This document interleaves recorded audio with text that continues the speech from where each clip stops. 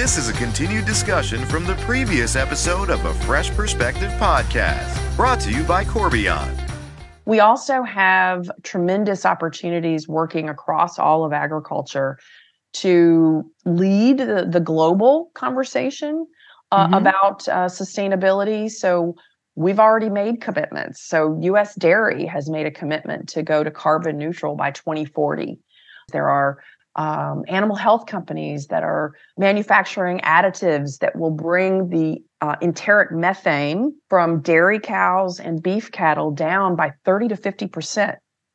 So, whoa. Yes, exactly. I mean, so there's so much innovation going on. And when you have the opportunity to show the developing world what's possible, we can lead the conversation about how to address, in this case, climate change in very significant ways. I mean, to just go on, we have all kinds of regenerative things going on in our agriculture now, including no-till in the soil area, increased efforts to recycle water, methane digesters at dairy farms. I mean, really all of agriculture is working very hard. And then we have our supplier companies who look at the opportunities that this provides to manufacture solutions, whether they're, in the form of additional machinery and hardcore stuff, but also things like feed additives that are doing amazing things. And so it's a really exciting time, and lots of people are very hard at work in figuring this out. And that's what people need to know, that agriculture and food, we're not just sitting still. Right. We're really hard at work on this.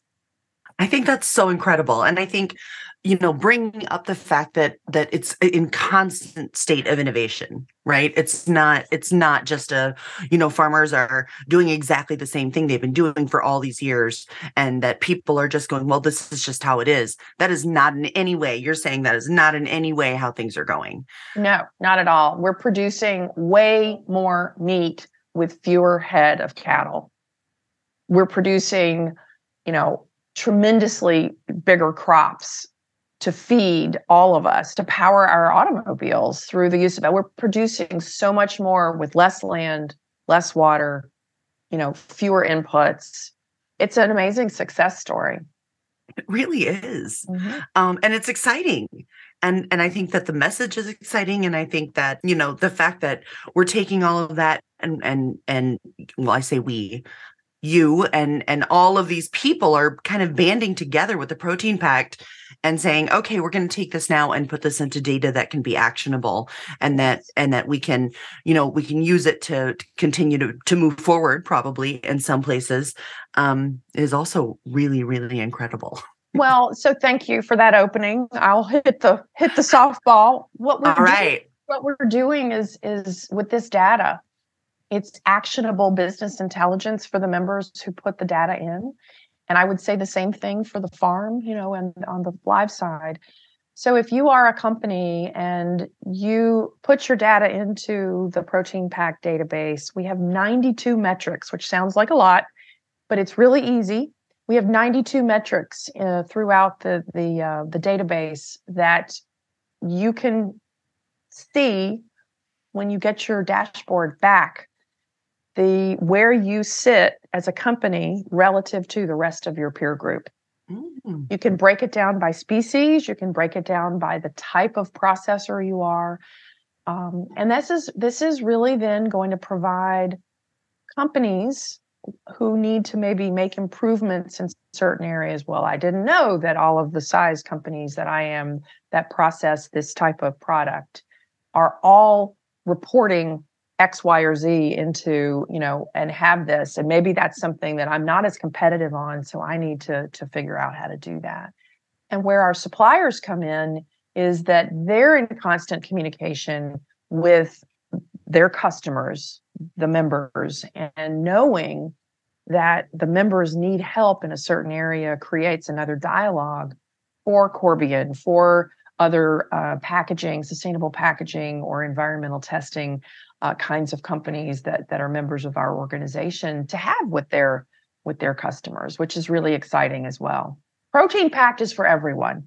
It sounds like it is. It's like Christmas for the whole entire chain of supply, and right there with demand and all of that. I think that's incredible. And I'm in marketing, so I'm like, data? What data? Talk to me about the data. It's my favorite piece. Exactly. Talking about all of these things makes me think about the changes, right? Mm-hmm. So we talk about COVID. Oh, we talk about COVID all the time. I mean, it was such a major disruptor in our world, right? And I think, it's still is here. It's still changing our world. What happened with COVID we're still having fallout from it. We're still having changes. Are there, do we have things in place then with NAMI or with the Protein Pact to ensure that we're evolving as quickly as we need to? We do. A lot of the purpose of the North American Meat Institute is to provide the cutting edge education. A lot of that is in partnership with our supplier members, but we also bring innovators and scientists and academic researchers into the opportunity, the educational opportunities, whether they're in person or on webinars, to begin thinking about how do we avoid the kind of disruptions we saw across the economy during COVID. A lot of that for the Meat Institute and for its members has to do with automation and technology. We are still in the plants a very labor-intensive industry, and we saw what that means during the pandemic. So I think that many of our members are very hard at work on making changes to the plants, making investments that will require not moving people out of employment, but reskilling to be able to use technology and automation in ways that they haven't before. So robotics, goodness, we have a webinar this week, or we had one on AI and what it means for, it is scary. It's a little Everybody's bit scary, talking about it. Yeah. but it's hugely important to all of manufacturing. And so we're trying to help our members understand what's a good investment, when to make it, what's available, and hopefully in the future not be quite so hamstrung by labor problems like we had during the pandemic. And I would say labor and the availability of labor was probably the biggest challenge our members had even before the pandemic. Right.